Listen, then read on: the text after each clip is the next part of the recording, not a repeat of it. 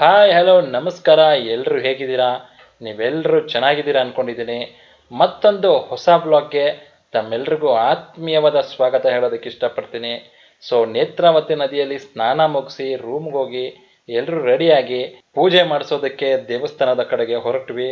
ನೀವಿಲ್ಲಿ ನೋಡ್ಬೋದು, ನಾನು, ಅಮ್ಮು ಮತ್ತು ನನ್ನ ತಮ್ಮ ಆಂಜಿ ದೇವಸ್ಥಾನಕ್ಕೆ ಪೂಜೆ ಕೊಡೋದಕ್ಕೆ ಅಂತ ನಾವು ಮುಂದೆ ಹೋಗ್ತಾ ಇದ್ವಿ. ಸುಷ್ಮಿತಾ ಕ್ಯಾಮ್ರಾ ವರ್ಕ್ನ ಮಾಡ್ತಿದ್ದಾಳೆ, ಮತ್ತು ನಮ್ಮ ಅಕ್ಕಂದರು, ನಮ್ಮ ತಾಯಿ ಮತ್ತು ನಮ್ಮ ಚಿಕ್ಕಮ್ಮ ಎಲ್ಲ ಹಿಂದೆ ಬರ್ತಿದ್ದಾರೆ. ದೂರದಿಂದ ನೋಡೋದಕ್ಕೆ ರಶ್ ಕಡಿಮೆ ಥರ ಅನ್ನಿಸ್ತು, ಬಟ್ ಹತ್ತಿರ ಹೋದ್ಮೇಲೆ ಗೊತ್ತಾಯಿತು ರಶ್ ತುಂಬ ಜಾಸ್ತಿ ಇದೆ ಅಂತ. ಆಗ ನನಗೊಂದು ಯೋಚನೆ ಬಂತು, ಇಷ್ಟು ರಶಲ್ಲಿ ಹೇಗಪ್ಪ ನಾನು ದೇವರ ದರ್ಶನ ತಗೊಳ್ಳೋದಂತ. ಬಟ್ ಥ್ಯಾಂಕ್ಫುಲ್ಲಿ ಫಿಸಿಕಲಿ ಹ್ಯಾಂಡಿಕ್ಯಾಪ್ಡ್ ಪೀಪಲ್ಗೆ ಇಲ್ಲಿ ಲಿಫ್ಟ್ ವ್ಯವಸ್ಥೆ ಕೂಡ ಇದೆ. ಅದನ್ನು ನೋಡಿ ತುಂಬ ಖುಷಿ ಆಯಿತು. ನನ್ನ ದರ್ಶನ ಕೂಡ ಆಯಿತು. ದೇವಸ್ಥಾನದ ಆಡಳಿತ ಮಂಡಳಿಗೆ ನನ್ನ ಕಡೆಯಿಂದ ಈ ಒಂದು ಸೌಕರ್ಯ ಕೊಟ್ಟಿದ್ದಕ್ಕೆ ತುಂಬ ಹೃದಯದ ಧನ್ಯವಾದಗಳನ್ನು ಹೇಳೋದಕ್ಕೆ ಇಷ್ಟಪಡ್ತೀನಿ. ಪೂಜೆ ಎಲ್ಲ ಮುಗಿದ ಮೇಲೆ ನೆಕ್ಸ್ಟ್ ನಾನು ಮತ್ತು ನನ್ನ ಫ್ಯಾಮಿಲಿ ಬಂದಿದ್ದು ಮಂಜುಷಾ ಮ್ಯೂಸಿಯಮ್ಗೆ. ಇದು ಎರಡನೇ ಬಾರಿ ನಾನು ದೇವಸ್ಥಾನಕ್ಕೆ ಬರ್ತಿರೋದು, ಧರ್ಮಸ್ಥಳಕ್ಕೆ. ಬಟ್ ಫಸ್ಟ್ ಟೈಮ್ ಬಂದಾಗ ನಾನು ಮಂಜುಷಾ ಮ್ಯೂಸಿಯಮ್ನ ನೋಡಿರಲಿಲ್ಲ. ನನಗೂ ಗೊತ್ತಿಲ್ಲ ಒಳಗೆ ಏನೇನು ಐಟಮ್ಸ್ ಇದೆ ಅಂತ. ಮತ್ತು ಇಲ್ಲಿ ಬಂದುಬಿಟ್ಟು ಒಬ್ಬರಿಗೆ ಎಂಟ್ರಿ ಫೀಸ್ ಅಂತ ಹೇಳ್ಬಿಟ್ಟು 20 ರೂಪಾಯಿ ಕಲೆಕ್ಟ್ ಮಾಡ್ತಾರೆ. ಇನ್ನಿಲ್ಲಿ ನೋಡ್ಬೋದು, ಇಲ್ಲಿ ಮಾರಿಸ್ ಮೈನರ್ ಅನ್ನೋ ಒಂದು ಹಳೇ ಕಾಲದ ಒಂದು ಕಾರಿದೆ. 1933ನೇ ಮಾಡಲು. ಆಗಿನ ಕಾಲಕ್ಕೆ 4 cylinder engine, what A technology ಅಂತಲೇ ಹೇಳ್ಬೋದು. ಇನ್ನು ಇಲ್ಲಿ ಬಂದುಬಿಟ್ಟು ಒಂದು ಹಳೇ ಕಾಲದ ಹುಂಡಿ ಇದೆ. ನೀವು ನೋಡ್ಬೋದು ಎಷ್ಟು ದೊಡ್ಡದಾಗಿದೆ ಆಗಿನ ಕಾಲದ ಹುಂಡಿ ಅಂತ. ಇನ್ನು ತಕ್ಕಡಿಗಳು ಕೂಡ ಇದ್ದಾವೆ ಹಳೇ ಕಾಲದ್ದು. ಮತ್ತು ಇಲ್ಲಿ ಕೆಲವೊಂದು ಅಡುಗೆ ಸಾಮಾನುಗಳು ಕೂಡ ಇದ್ದಾವೆ. ನೋಡ್ಬೋದು ತುಂಬ ಪುರಾತನವಾದದ್ದು. ಅಲ್ಲಲ್ಲಿ ಬೋರ್ಡ್ ಬರೆದಿದ್ರು ಯಾವುದೇ ರೀತಿ ಟಚ್ ಮಾಡಬಾರ್ದಂತ. ಇನ್ನಿಲ್ಲಿ ನೋಡ್ಬೋದು ಹಳೇ ಕಾಲದ ಹೊಲಿಗೆ ಮಿಷನ್ಗಳು. ಈಗಿನ ಕಾಲದ ಹೊಲಿಗೆ ಮಿಷನ್ಗಳಿಗೂ ಮತ್ತು ಆಗಿನ ಕಾಲದಲ್ಲಿ ಯೂಸ್ ಮಾಡ್ತಾ ಇದ್ದ ಹೊಲಿಗೆ ಮಿಷನ್ಗೆ ಸಿಕ್ಕಾಪಟ್ಟೆ ಗಜಾಂತರವಾದ ವ್ಯತ್ಯಾಸ ಇದೆ. ಇಲ್ಲಿ ಟೈಪ್ ರೈಟರ್ ಮಿಷನ್ಗಳು ಮತ್ತು ಇಲ್ಲಿ ಹಳೇ ಕಾಲದ ಜಂಗಮವಾಣಿ ಅಂದರೆ ಟೆಲಿಫೋನ್ಗಳಿದ್ದಾವೆ. ಇನ್ನು ಈ ಕಡೆ ನೋಡಿದ್ರೆ ನಿಮಗೆ ಚೆಸ್ಸು, ಕೇರಮ್ಮು ಈ ಥರ ಆಟದ ಸಾಮಾನಿದೆ.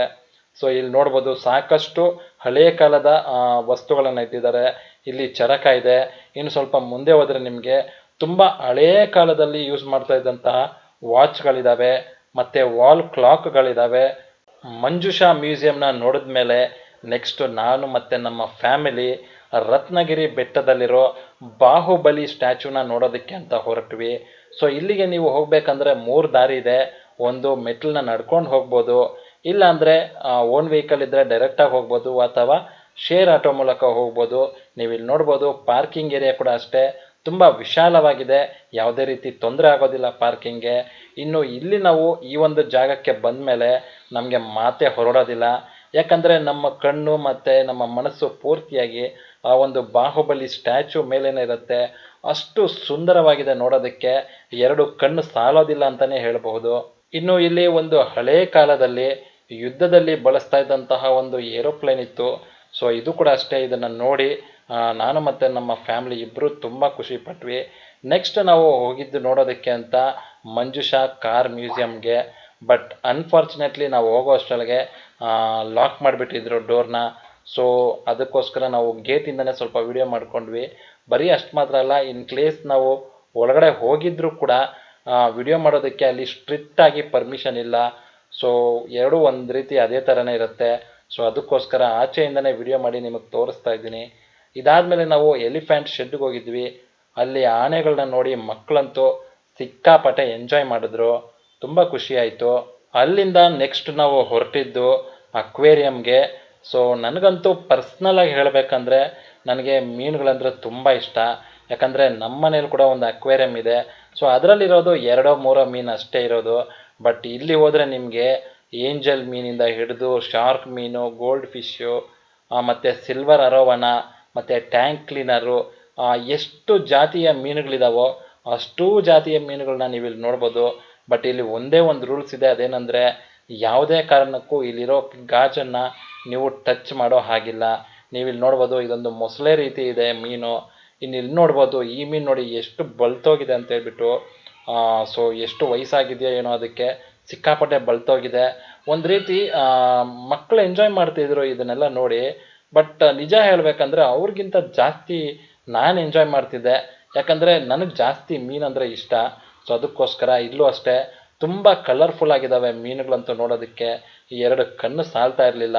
ಫೈನಲಿ ಧರ್ಮಸ್ಥಳದಲ್ಲಿ ಎಲ್ಲ ಪ್ಲೇಸಸ್ನ ನಾವು ನೋಡಿ ನೆಕ್ಸ್ಟ್ ಜಾಗಕ್ಕೆ ಹೋಗಬೇಕು ಅಂತ ಅಂದ್ಕೊಂಡ್ವಿ. ಬಟ್ ಆಗ ನನಗೆ ಯಾಕೋ ಗೊತ್ತಿಲ್ಲ, ಮತ್ತೊಮ್ಮೆ ನೋಡ್ಬೇಕನ್ನಿಸ್ತು ದೇವಸ್ಥಾನನ.